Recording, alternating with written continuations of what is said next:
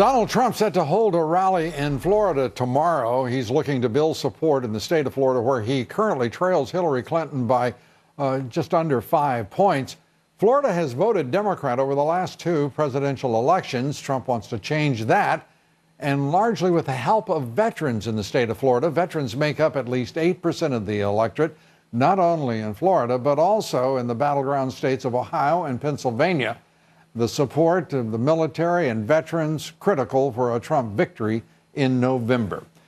Well, joining us now, a Gold Star mother, the mother of fallen Navy SEAL Erin Vaughn. She's senior advisor for Concerned Veterans for America, Karen Vaughn. Karen, it's great to have you back with us, and thanks for being here. Let's talk about how we didn't have time the last time we talked to talk about your view of the support of veterans for Trump. How broad is it? How energetic is it?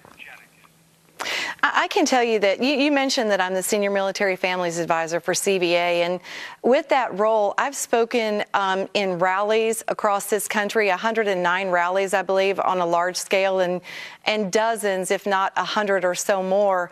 And I have never met a veteran that, on a personal basis, I have never met a veteran that that would support a Hillary Clinton White House. That's what I do know, and really? I do think that I just never have, and I do think that Donald Trump is projecting the right idea for veterans. I believe, one thing that we struggle at CVA is we work for VA reform. And, Hillary Clinton was extraordinarily dismissive of VA reform, of what the scandal was, called it, basically something that was completely blown out of proportion, while people stand on the steps of VA hospitals across the country and take their own lives because they're so desperate for care. So, a lot of things about Donald Trump on a personal level to me are extraordinarily appealing. The primary thing is this, Lou, if I could say, when a young man or young woman signs up to be a war fighter, they believe with all their heart, as my son did, that they are fighting for a nation. They are fighting for the United States of America. And when the lines begin to get blurred and you begin to start feeling like you're fighting for a global society, or you're fighting for something other than the greatest nation on earth, I could see that it could become a very large problem for people continuing to sign up to fight for America. My son died for this nation. He died for the American way of life. So, the two candidates are polar opposites on that, not to mention all the scandal that surrounds Hillary Clinton and all the reasons that I think she could never lead an army. Never. Yeah, it is deeply troubling, and I want to get into just a bit of that, if I may.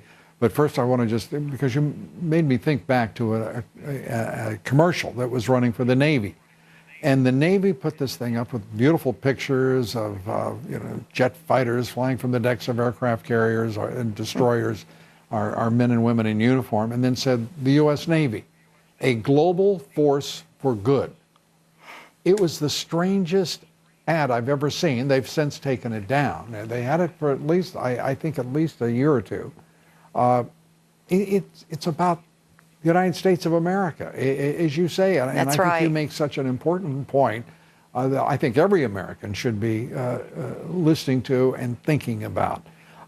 You mentioned Hillary Clinton. I mean, at what point do we say that a person has disqualified themselves as her?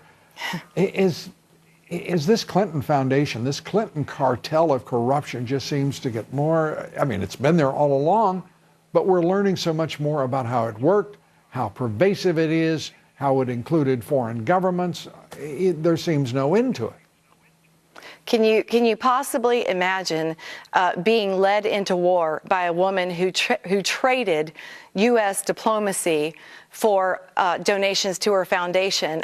Can you imagine being led into war by a woman who still blows off this email, just this unimaginable email scandal as something like, what do you mean, did I clean my server with a rag? That just dismisses, I'd like to ask your audience, Lou, if they could, to look up Major Jason Bresler and see if he thinks that's funny. He's a man who completely lost his career for sending one one email on an unsecured server, and the email was intended to save the lives of the men on the base he had just left in Afghanistan.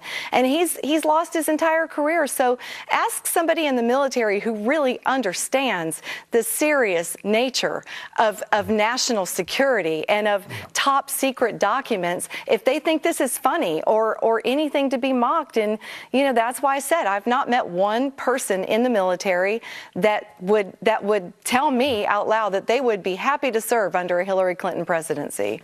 Karen, we're out of time. I appreciate you spending this time with us as always.